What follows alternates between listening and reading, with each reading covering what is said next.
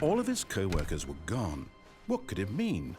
Stanley decided to go to the meeting room. Perhaps he had The bucket made Stanley want to be a better man and a better co-worker. In time, perhaps, he would become both of those things. Stanley clutched the bucket tightly to his chest and entered the door on his left.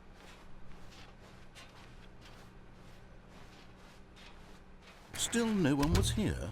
Stanley needed the bucket's warmth and comfort now more than ever.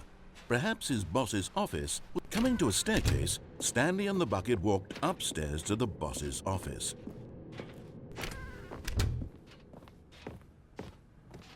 Stepping into his manager's office, Stanley was once again stunned to discover not an indication of any human life.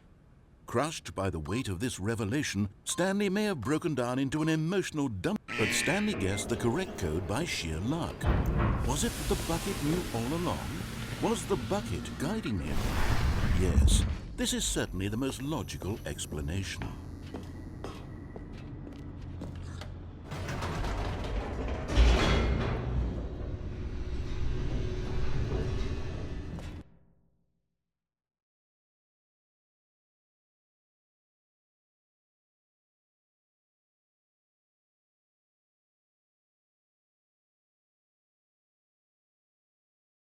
The elevator raced downward, plummeting towards an unknown fate. It would be all Stanley could do to keep himself together, if not for the bucket. Soothing him, comforting him, reassuring that in this darkest moment of uncertainty, he would be all right. The bucket is here for you, Stanley. Everything will be fine. Stanley and the bucket walked straight ahead through the large door that read, Mind Control Facility.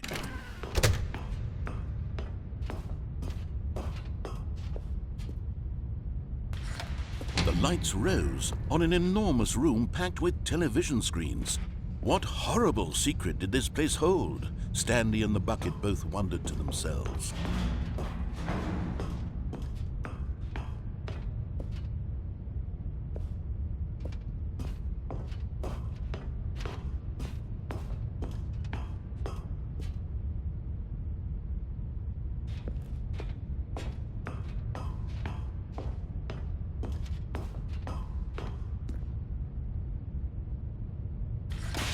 The monitors jumped to life, and Stanley nearly dropped the bucket in shock. Everyone in the office was being videotaped, monitored like guinea pigs. The bucket had never seen anything like this, and it very nearly burst into tears as Stanley cradled it gently, reassuring it that everything would be fine.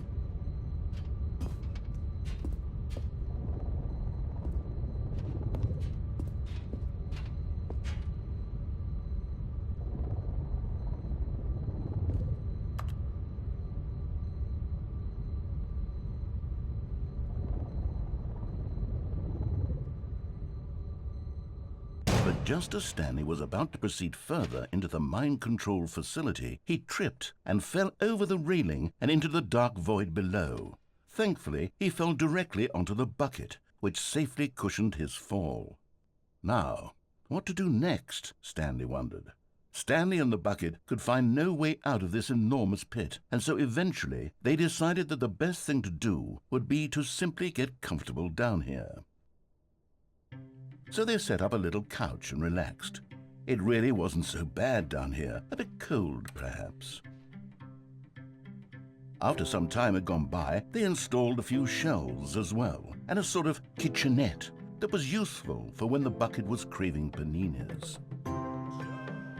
But it wasn't until the rugs and the standing lamps came in that it really started to feel like a home. In fact, after some time, Stanley realized that it had been ages since he had even thought of the mind control facility at all. He'd never gotten to fully explore what was up there, never been able to unearth the many mysteries of the mind control facility. This lack of closure began to eat at him.